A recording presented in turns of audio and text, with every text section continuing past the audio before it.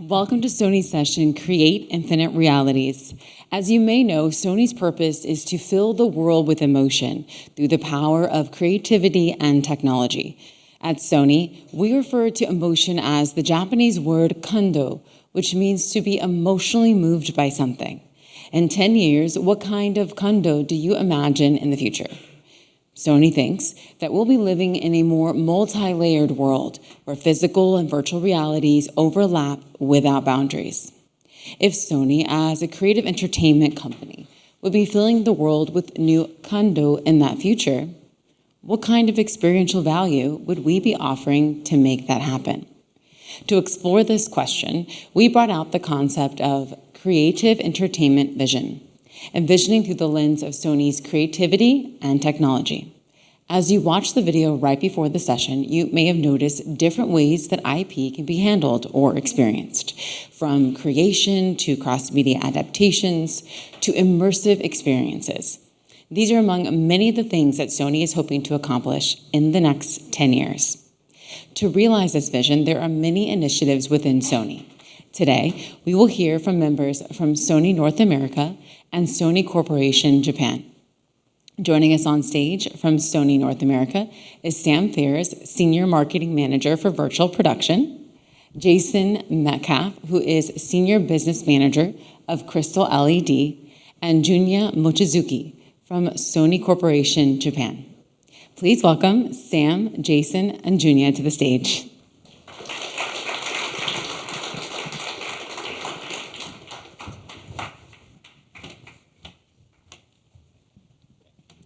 Thank you, Deanna. Thank you, all of you, for joining us today in this session. We're calling this virtual production tailored for creators and educators. It's just something that, rhymes a little bit, but it's also important for us to make sure that, we're not just touching all of the high-end production that maybe you guys were here earlier today. You saw when we worked with Pixo on a short film and lots of different virtual production initiatives. We want to also talk about, how these tools are being used for educators on this session. And so we have a special guest later on that we're going to bring up. But before that, I want to tell you why we're even here at South by Southwest. So Sony has a very unique virtual production solution ecosystem. And it's the only manufacturer that actually makes cameras, LED walls, TVs, all of the different solutions that we need. And we're going to talk a little bit about a new solution as well that we call the Ocellus, which is that, let me see here, the last one here. If you look at camera, LED display, and a software solution that ties everything together, and now the camera tracking system that we call the Ocellus, which we have back there, which you can also check out and get some hands-on with earlier. But the key part here that we want to make is that not only are we working with these flagship cinema cameras like the Venice 2, which you might have seen in F1 or Avatar or even Top Gun Maverick. Those are just some of the movies utilizing this IMAX ready camera that is an 8.6K sensor. And we actually have the Rialto Mini here, which is just launched this year. It's a 70% lighter version that connects to this amazing Venice camera to get that color science accuracy. And the way we're able to do that is by removing the ND filters. And just our genius engineers in Japan, thank you very much for being able to figure out how to take those 8 stops of ND filters and being able to put them as slot-in ND filters. And that's really what allows us to have that small of a camera. This is also displayed, right, back there? It's displayed back there as well. So you'll be able to see the Venice Extension System Mini. We like to call it the Rialto Mini because the Rialto is a bridge in Venice, and it just ties the sensor back to the camera body, right? And who's been using this camera? Of course, lots of filmmakers like Claudio Miranda, Checo Varese, and recently we've had Baz Idoin work on a project with us and wanted to really highlight all of these different tools in a production that we call Cut to the Chase. So if you were here earlier for the Pixamondo show, we mentioned that Baz Idoin was our DP. He shot Star Wars Rogue One. He also did Mandalorian. So someone who had a very good experience with virtual production. So we really needed his feedback and his advice.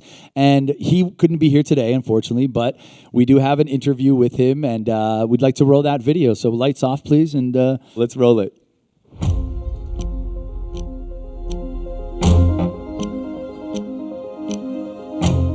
I think the primary mission for a DP on a virtual stage set is to make a shot that it feels like the foreground is integrated with the background.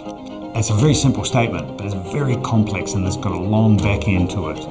The DP has to be involved in content creation, has to be involved with the director in content use, so shot design within that concept of the volume. And so that's the DP, the production designer, VFX soup, they all need, the director obviously, they all need to be involved in shot design, understanding what the content is, knowing that you're creating that content to use. I'm really impressed with their UI and the ability to have the individual stop and defilter. And I think that the highlight roll-off is getting better and better. I want to explore some more depths or ranges or challenges with the camera. Yeah, I like the Rialto. I think it's a great device. I think it's fantastic to be able to take that full frame sensor, the same sensor that you've got in the studio camera, and then put that little thing in places that are crazy. You know, I can't wait to see F1 and see what they did with that. I have been very encouraged to see the off-axis, or the lack of off-axis color shift. To be honest, I was surprised. I thought with the surface on the front of them, the cover that's on the front of the pixels, I thought it was going to make it more reflective, but it doesn't. And I like the color technology. I think that they're good panels. What I'm looking forward to is when I can see a representation of my LUT or the camera's sensors capabilities while I'm evaluating content, because I can essentially light everything that I'm doing with that virtual camera in prep. I think now the fact that there's quite a few filmmakers and quite a few DPs and producers and VFX soups that understand that it's a great method and it's a great shooting environment, that you can't do everything in a volume, but there's so much you can do that's really good and fantastic and highly successful. Just knowing that how versatile it is. I always think that you should find out where all the rules are, where the boundaries are, where the fences are, because you're going to have to break them. You have to go over fences, you have to do all that. But rather than doing it ignorantly, do it wisely, so that when you are outside, when you're off-piste, you're doing stuff that is technically not allowed, and you're going, wow, hey, this actually works. You know why it works when you theoretically shouldn't be doing it. So being a rule breaker, understanding what the rules were really clearly so that you know then to break them wisely as opposed to breaking them ignorantly. I think that's a really good thing, and always staying curious, always trying to do something that's stretching, stretching the envelope.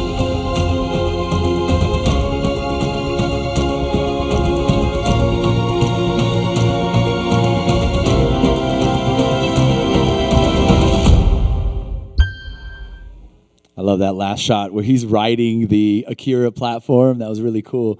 He really got into it, and really it was a pleasure working with Baz on this, because he gave us some really important feedback on the whole process. So we got to test out the Ocellus on the first production in the Akira stage. So and one of the things that was important was that we were able to do a lot of the previs in Los Angeles before we even went to Vancouver. So we were able to get camera position, lensing, the behind the scenes, like all the visuals that were going to be on the wall. We got to see that already in previs before we even got on the stage. That really helped us. These are just some of the other movies and feature films shot with our Sony cameras, and now we're seeing a lot of blending between cameras like the Venice and the FX3 and the VERONA, and all those cameras were actually used in the short film. Even the FX2 that we have back there was used in the behind the scenes capturing of this. So this is our cinema line, and I just want to show this because it's really important to show that we have every level of budget for these cameras. So everything from a $1,500 camera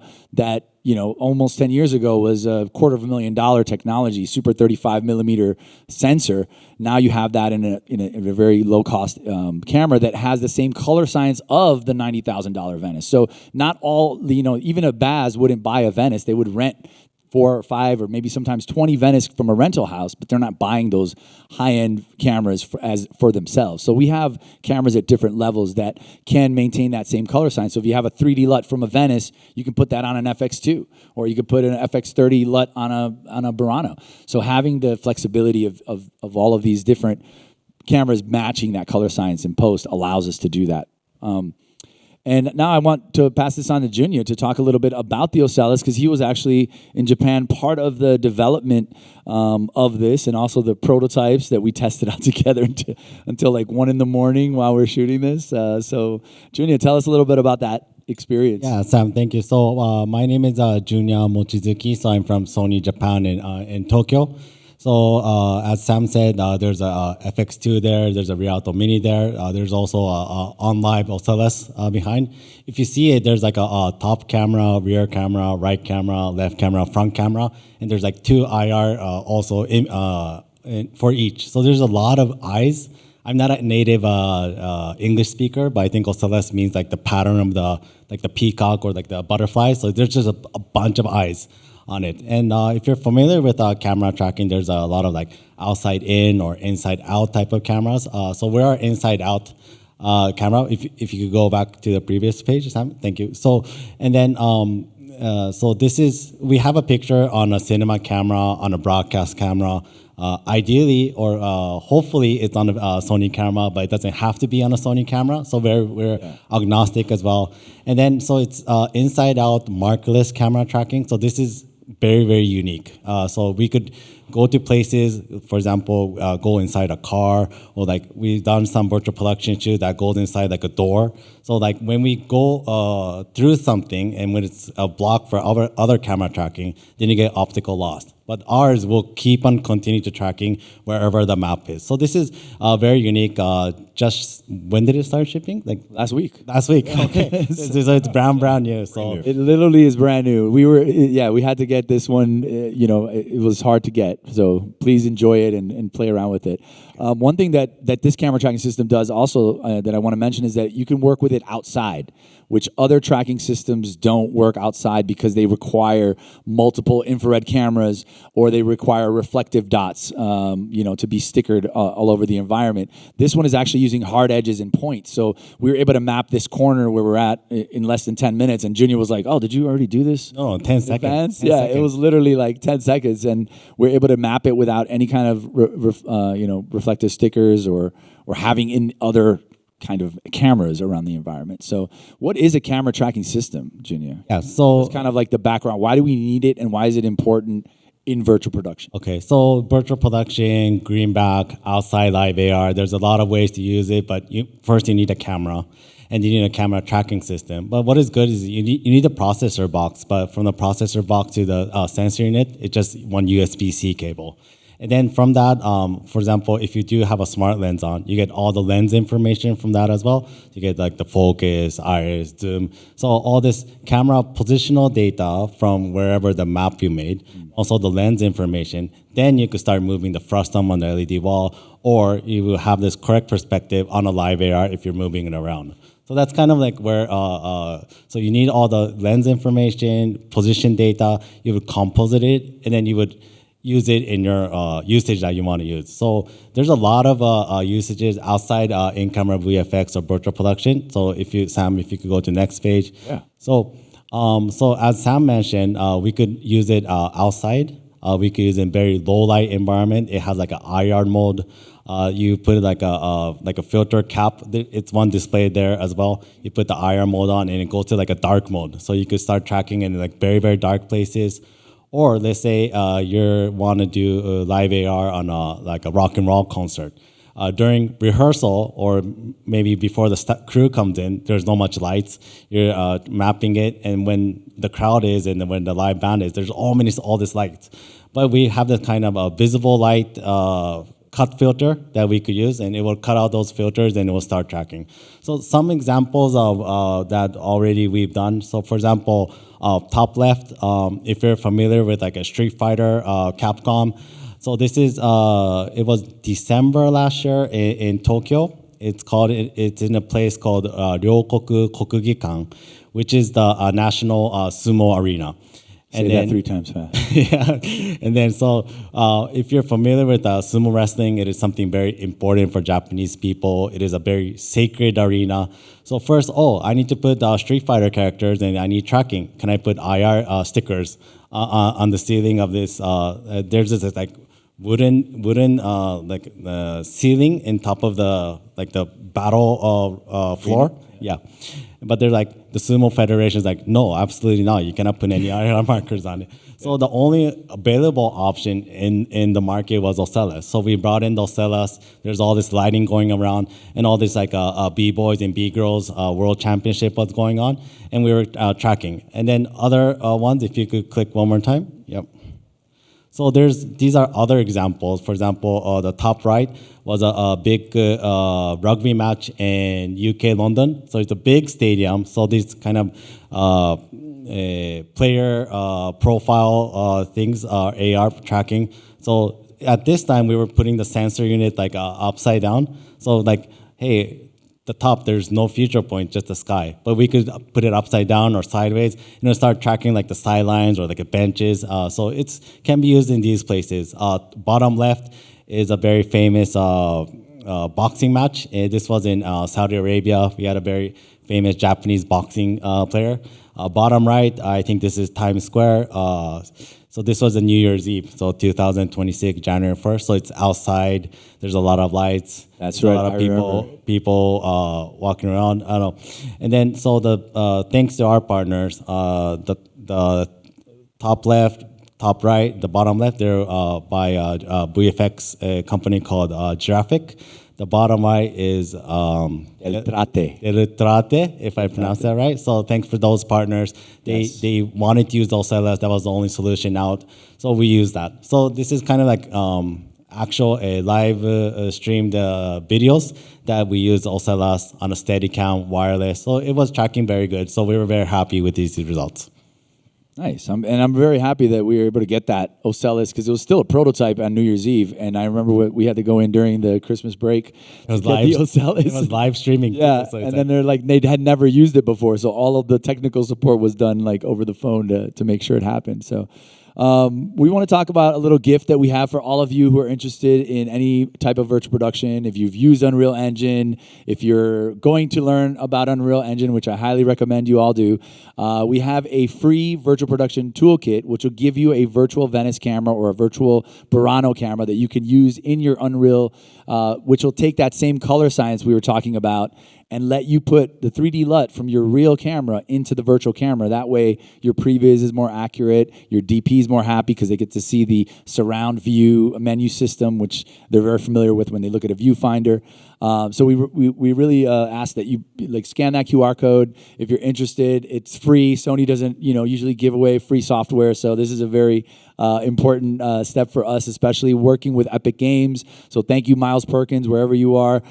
Being able to work with Epic Games to create this virtual camera inside Unreal Engine is something that was really lacking before. We had to use generic cameras and then set up all the settings for the camera. Now we have all of that, including the color science, which for me is the most important thing, obviously, right? And having that color science consistency throughout previs all the way up to the production is very important. And the color calibration tool, tell us about that. Yeah, so the color calibration tool is also free. You could download from the same QR code. If you have an LED wall, you want to scientifically color correct it.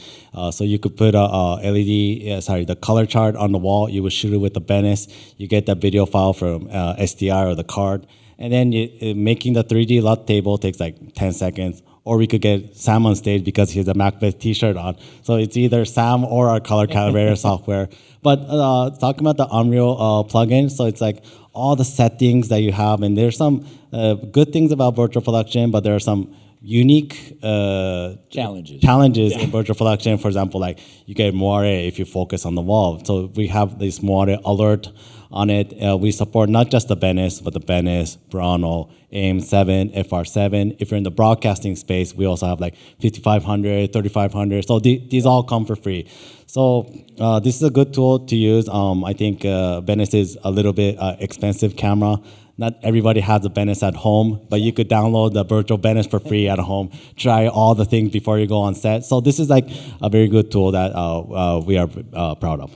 Thank you, Junior. Yeah, and if you see the color, kind of yellow and red square there, that's the moire detection he's talking about. Because when you focus on the wall, pixel meets pixel, and it creates this artifact that makes it look like it's a fake image in the background. So having that moire detection in advance is very important, and especially in previs, knowing where the camera should go.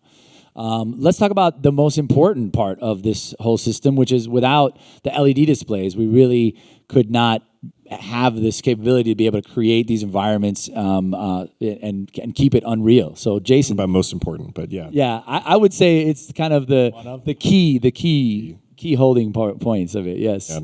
Thanks, Sam. Jason Metcalf. Jason. I'm the business manager for virtual production and LED displays for Sony North America. What you heard from Sam and from Junia is, and I think what we've seen is this rapid technology progression and kind of simultaneous progression that has enabled this current phase of virtual production, really, ICVFX-based virtual production. And, core technology of that has been these scalable LED displays. So, end of the 2010s, aughts, we were seeing prices come down, capabilities increase, and, really led to the ability to create large displays on set.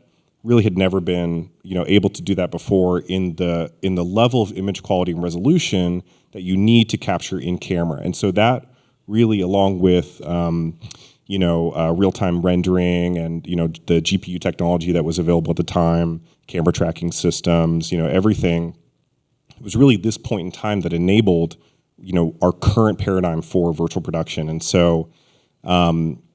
so we've seen, displays applied from touring acts and billboards, advertising that have supported this industry. But what we really did was work directly with creators, cinematographers, influencers in the industry, and we heard their pain points. Number one was contrast. If they're shooting a scene in space or shooting something that is in a fantastical world or something like that, dark scenes, the LED technology that was available at the time was really a gray, so they're already starting with this lifted black level. And for them and, gaffer, somebody needs to light that set, that's difficult. That's difficult to maintain the sense of realism, right? So we focused on creating something that had a really true black level, great contrast. Our display technology really comes from our background in reference monitors and large-scale displays. And so it was a different approach. Yeah. So I think we've brought a new level of image quality, new picture performance to what we can see on set. And of course, you can see it for yourself. That's the big screen right there we're talking about. It's back there. That's the Verona. It's a piece of the stage that is in the Vancouver stage and also in several other stages, which you'll see. Junia has a nice map he's going to show us later. Yeah, and so it really does scale up to the need, right? And that's the other core piece of the technology. It's versatility, right? Yeah, versatility. It's a 1/4 meter, square meter panel, but you can build it as high, as wide. You can, hang it above I think you can kind of see, hang it above a vehicle, move it around. This is really something that we couldn't really achieve with projection in the past. Yeah. We have seen, live compositing, things like that with projection, but this is a different generation, right? This is the latest in technology. So, and I like how you said it was kind of the culmination of all those different technologies finally coming together, right? Yeah. It's not like we had this capability before. I remember even back in the Matrix days when PlayStation and Epic Games got I think 8 PlayStation 2s together just to try to do some real-time rendering, and it was like now we can finally do it on a laptop and a gaming PC. It's really amazing how far we've come on that. Jason, tell us real quick about the different pop-ups that you've been seeing of LED pop-ups volumes. Yeah, so the first attempts at this in-camera VFX on-set virtual production was to create a giant space where in every direction that you shoot the camera, point the camera, you're capturing something in the environment, live compositing, real-time compositing, and it really came from some of the work that was being done in VR to previs and plan. So they wanted to take the VR headset and kind of put it on set around the actors, but we know there's a lot of different shots that they have to be achieved, right? So for a vehicle, for some other setting, music videos, you can use smaller stages, you can use more dynamic stages. And so that is really what we're starting to see, the ability to, on the fly, change between shots, interday or between days, and not have such a static set. Yeah. And control time of day, too. Like, I love when a DP's like, of course. just move the sun over here behind the cloud. I'm just like, couldn't do that in real life, right? It's like, so let's look at some of the stages currently using our crystal LED technology around the world. And some of our universities, some are actual production stages. So, Junior, you've probably visited at least 90% of these stages No, not in the last 90. 2 months. So Not 90%. Okay. But yeah, some of them. Yeah. So I think Jason just talked about pop-up stages, but these are like the permanent stages or some of the rental houses that have the crystal LEDs. So there's a lot in Tokyo and Japan. Obviously, we're from Japan, so everybody likes Sony, most of them. So, and then I think we have, so for example, the one that we see in the back, that's 16 panels. And then, for example, the one in Saudi Arabia is like, I forgot the exact number, but like thousands of panels. 2,500. Yeah. 2,500. wow, one of the biggest in the world. I can't do the math, but how many times more bigger than that one right there? Yeah. So, and then, for example, like we have like cinema usages. We have you see some broadcasters. For example, right now we're building TB Global in Brazil. As a Brazilian, I'm very happy and proud of that one. I helped kind of get that, Verona into Brazil, so I'm very, very proud of that one. So we're there's actually more stages than this map, but we're just putting on the one that we could publicly disclose and have approval for. But if you see, like in Europe, there's a lot of film schools or like university that has them. For example, in London, there was like Norwich University or UAL. They focus on like art and technology, but they need a LED volume, and they're doing in-camera VFX for their like latest fashion texture. They want to get the texture correct. So like they're using some of that. For example, Cinematography, Méliès in France, or HFF in Germany. They're all like film schools, but they came to us because like we want to teach virtual production. So we see it in like Asia, Europe, everywhere, but virtual production is a very cool thing. They understand the needs or the benefits, but who's like actually going to operate it? We need more people to understand how to operate it. So education is a very key in that. And then we call it the brain bar. Right? Yeah. It's where the brain bar. You have to go figure it out with the brain bar. Yeah. So there's also the brain bar with all the workstation, but like you cannot just teach about the camera or just the LED. Oh, you shoot a LED, you get this artifact. And then what do you do with Unreal Engine? Which version do I use? And like how do I avoid these like scan lines and stuff like that? So people came to us like, is there someone that understands the complete workflow? So I think for the education space, I think Sony was a good fit. Also, again, the virtual production tool set is for free. Yeah. You could actually test it. Every student could test it, what it would look like if you were on stage.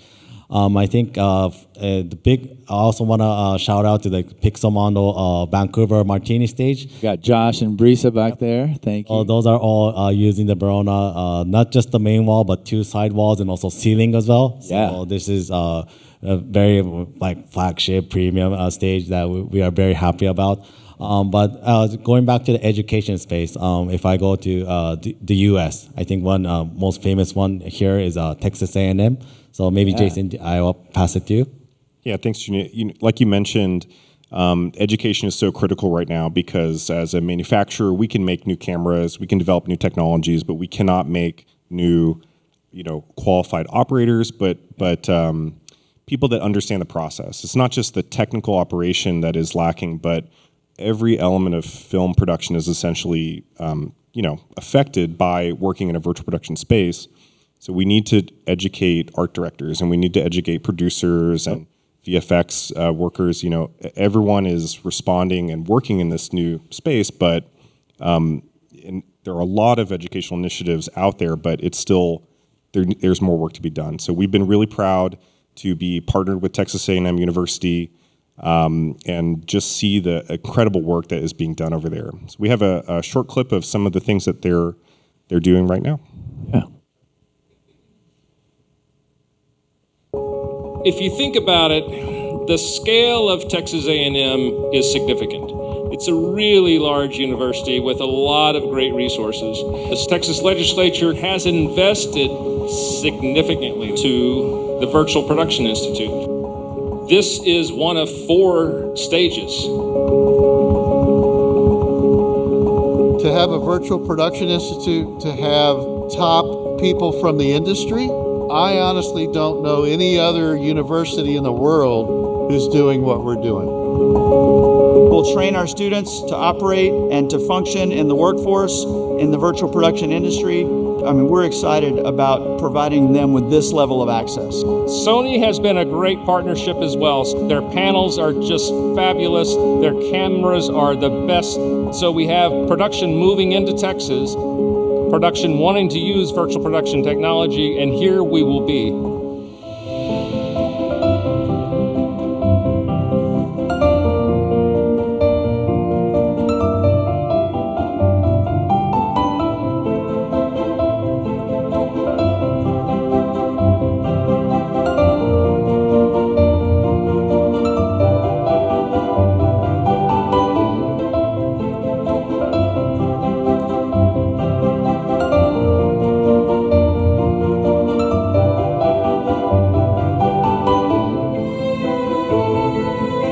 When the students are here learning on this equipment, they are getting some of the highest education and training that they could get at any university really in the country, if not the world. They're right at the cutting edge as far as like using high-end equipment so that when they do go into the workforce, it's not intimidating for them. They know how to use it. Part of our mandate as part of the Virtual Production Institute, a big part of it is workforce training. What we're here for, and what the state has entrusted us to do, is to generate the workforce that can take advantage of the investment that the state is making in film and media production. And then to look at what this collection of technologies can do across a range of other uses.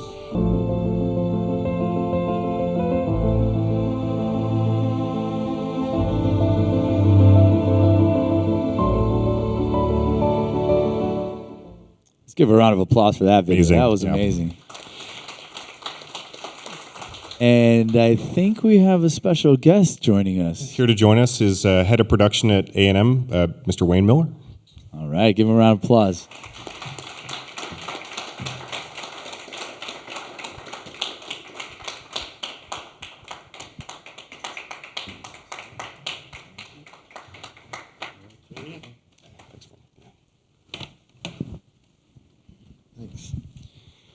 Thank you, sir.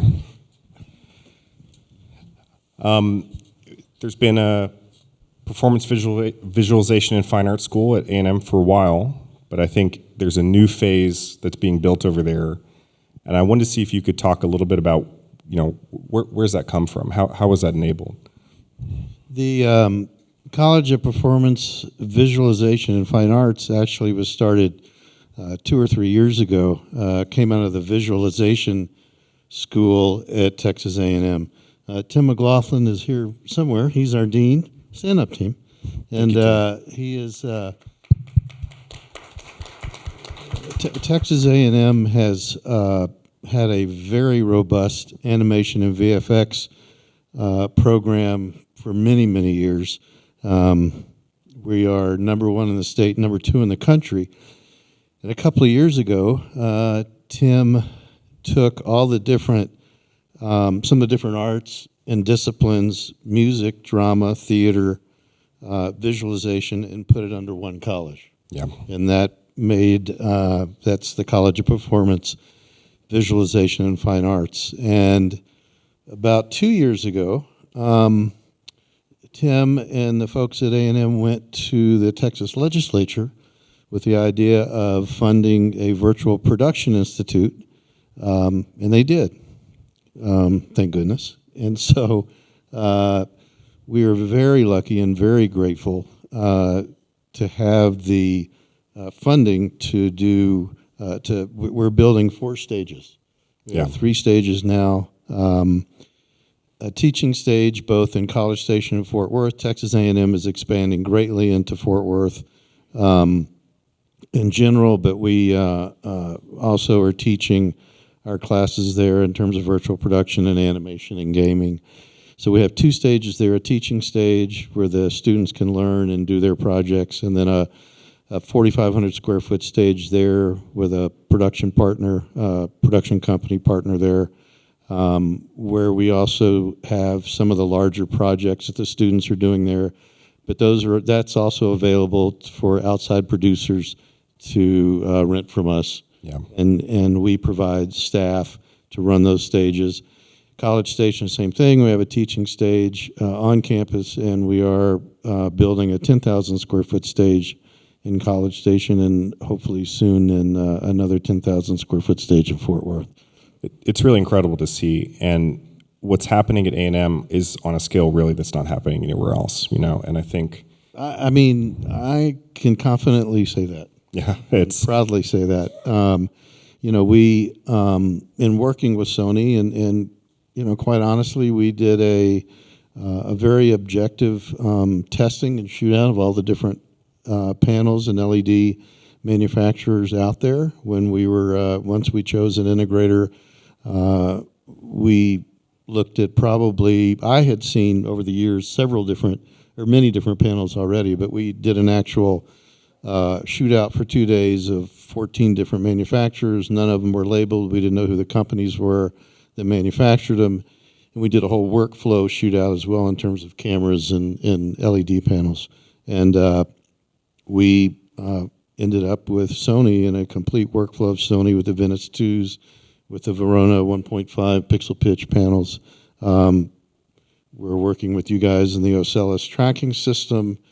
We're working with you guys, Zen, with the Gaussian splats and those sort of things. So it's been a real interesting opportunity to be able to work at this level that, you know, quite honestly, the students are getting hands-on experience that really people in the industry don't even get that kind of hands-on experience. It's been incredible, and you know, I think last year the Visual Effects Society recognized that work and awarded you guys with the Lumiere Award for all the effort. Yeah, it was actually the Advanced Imaging Society. Sorry, Advanced Imaging Society. Yeah, that's right. Yeah. And in the video that was shown, there's several clips from the student work. One that was called The Experiment in Gilnagar's class. She's our VP Soup in Fort Worth. She's here somewhere, or she was here. There she is. And then the one with the pirate. The thing that's really important to us and has always been important to me, and when Tim and I first met, we talked about this a lot. Tim comes from the industry. I'm a producer director in the industry for many years, is to involve industry folks in the education of our students. So we get very top DPs, designers to get involved with us in our classes. We have a very robust faculty, a virtual production faculty. We're teaching, I think, 4 classes this semester. Just starting, right? I mean, yeah. It's Well, we've been teaching for about 2 years, I guess. But yeah, it's we're really ramping up. That's for sure.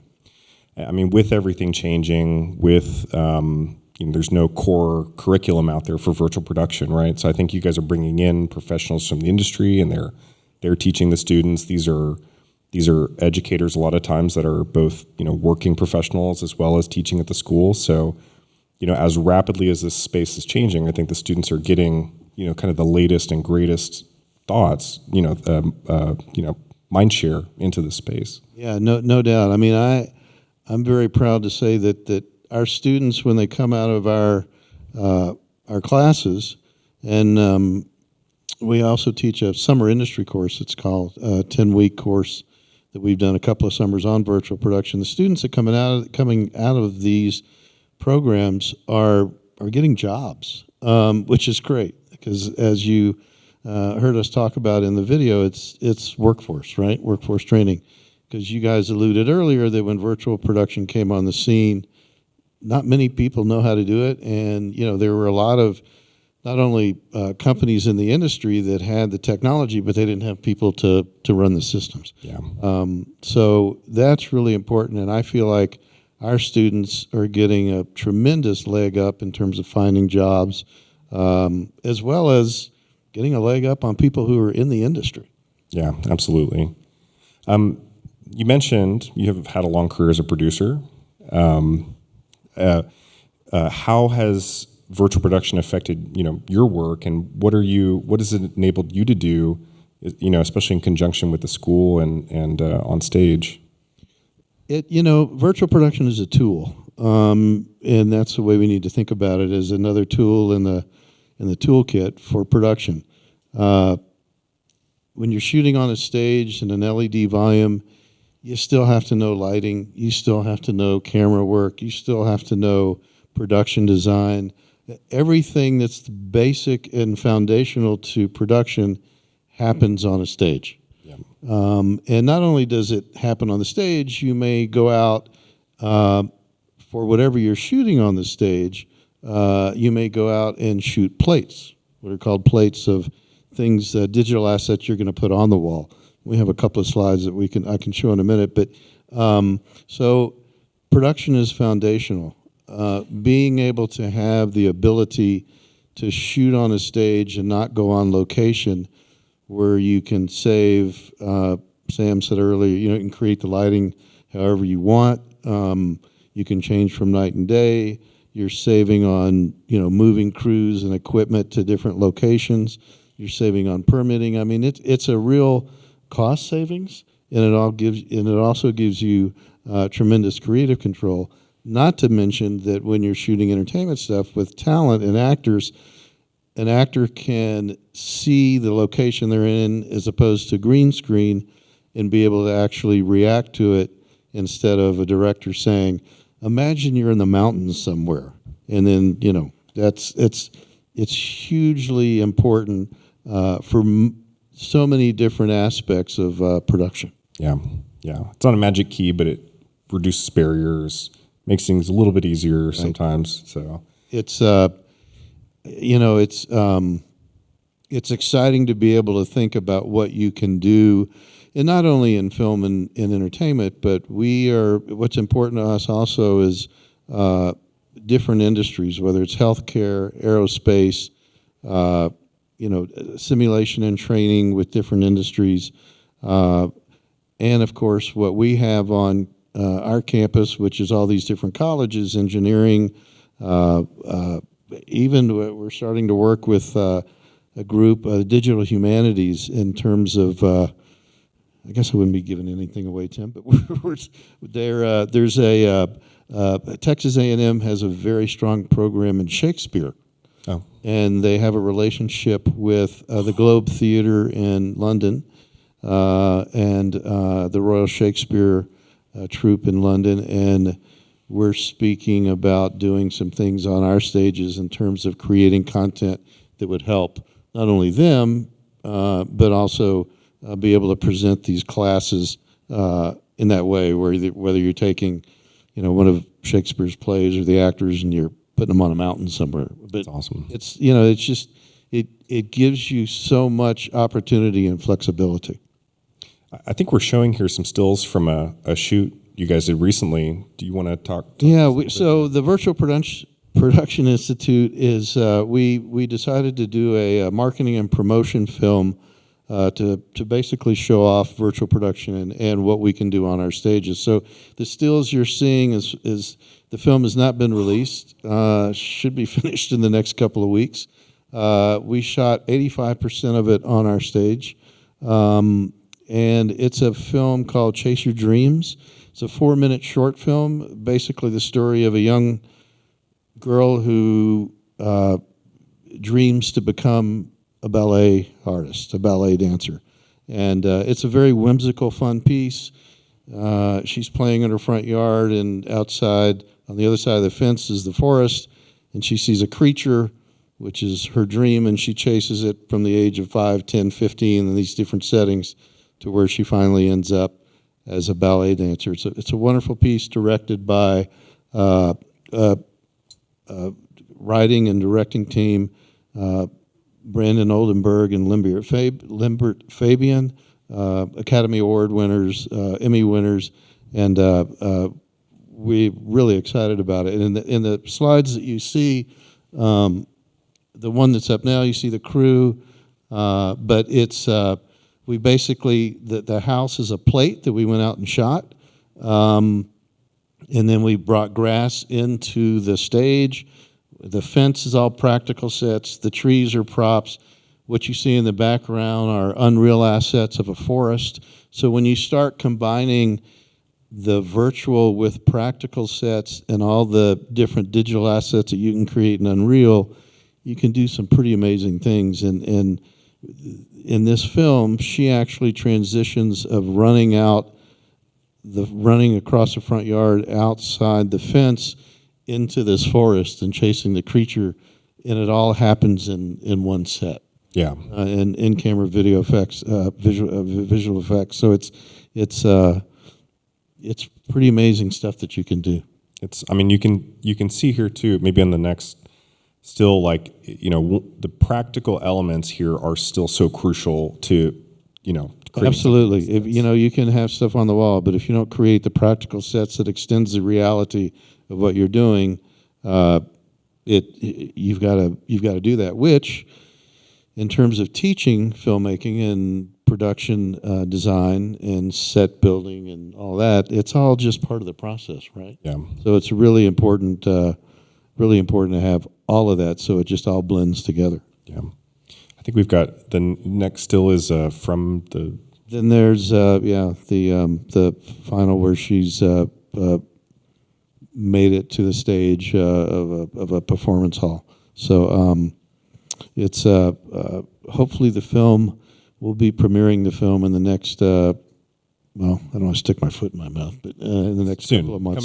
Coming soon, yeah. And then there's Tim with the Advanced Imaging Society Award that we won last year from that group.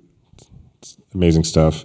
We've been, I think, working together to help support the initiatives you guys have, connecting some of our work with your education, and then proselytizing to some extent to other organizations, the community in Fort Worth. And so we've been incredibly fortunate to be a partner on this with y'all. So no, it's we try and work closely with the community, not only the production community and the advertising community, but again, people in different industries that don't know about using an LED volume in virtual production to be able to create content that that they need to create for themselves. Yeah. I think we have a short clip from the event we did recently, and then we're going to take some questions from the audience. So let's. Can we get lights down, please? Roll the clip. For this one. Yep.